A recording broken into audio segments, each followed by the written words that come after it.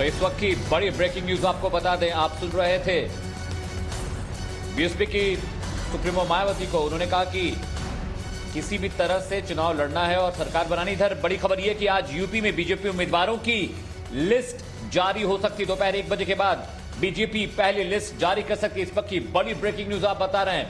UP में होने वाले विधानसभा चुनावों को लेकर बीजेपी आज उम्मीदवारों की लिस्ट जारी कर सकती है। सूत्रों के हवाले से यह बड़ी खबर आ रही है। आज यूपी में बीजेपी उम्मीदवारों की पहली लिस्ट जारी हो सकती है।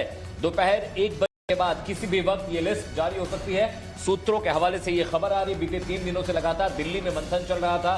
चुनाव यूपी में है, लेकिन जो उम्मीदवारों की लिस्ट वो दिल्ली में फाइनल होनी थी, जहां पर तमाम बड़े नेता मौजूद थे और वो तमाम बड़े नेता इस बात को फाइनल कर रहे थे कि आखिर यूपी में होने वाले विधानसभा चुनावों के लिए किन किन प्रत्याशियों को मैदान में उतारा जाए। पहली 2 फेज के जो उम्मीदवार हैं उनकी लिस्ट जारी हो सकती है, जिनमें 58 और करीब 53 सीटों पर वोटिंग होनी है। तो पहले 2 फेज की लिस्ट जारी हो सकती है। कुल 113 प्रत्याशियों के नाम पर चर्चा हो रही थी, लेकिन अब जो खबर आ रही सूत्रों के हवाले से कि आज दोपहर 1 बजे के बाद किसी भी वक्त बीजेपी अपने उम्मीदवारों की लिस्ट जारी कर सकती है। इस वक्त की बड़ी ब्रेकिंग न्यूज आपको बता रहे हैं। यूपी में कुल 403 सीटों पर विधानसभा चुनाव होने, बहुमत का आंकड़ा 202 है और 7 चरणों में यूपी में चुनाव होने। पहला फेज 58 सीटों पर होगा, दूसरा फेज का इलेक्शन 55 सीटों पर लड़ा जाएगा।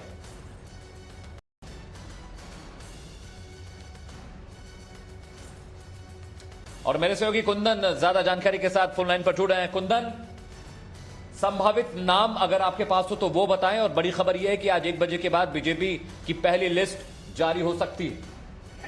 बिल्कुल 12:30 पर जो केंद्रीय मंत्री और उत्तर प्रदेश के प्रभारी है धर्मेंद्र प्रधान और पार्टी के जो महासचिव और सांसद अरुण सिंह, वो दोनों की प्रेस कॉन्फ्रेंस, और वो प्रेस कॉन्फ्रेंस में उम्मीद है कि जो पहली सूची है वो जारी की जाएगी। हालांकि जिसकी जो तय है वो 13 तारीख को पहले इस ईसी की बैठक में खुद प्रधानमंत्री मौजूद थे, वो नामों को तय कर लिया गया था। हालांकि नामों को जो चर्चा की गई थी वो कम से कम 170 के करीब कर दी गई थी, लेकिन अब जो चूंकि 2 चरण में फर्स्ट चरण का नॉमिनेशन की प्रक्रिया शुरू हो गई, चूंकि आज 15 तारीख मकर संक्रांति के बाद एक शुभ दिन होता है और मान्यता है कि कोई भी शुभ काम की शुरुआत आज से की जा सकती है। शायद ये वजह है कि मकर संक्रांति के बाद सीटों की तय पहले ही भले हो गई थी, लेकिन आज औपचारिक तौर पर इसकी घोषणा की जाएगी।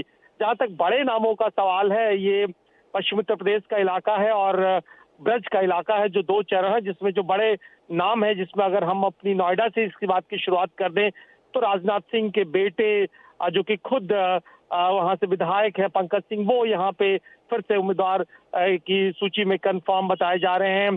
थाना भवन से जो मंत्री हैं वहां पे राणा, वो वहां से कंफर्म है। श्रीकांत शर्मा जो नए चेहरे हैं, ऊर्जा मंत्री है मथुरा से, वो कंफर्म है।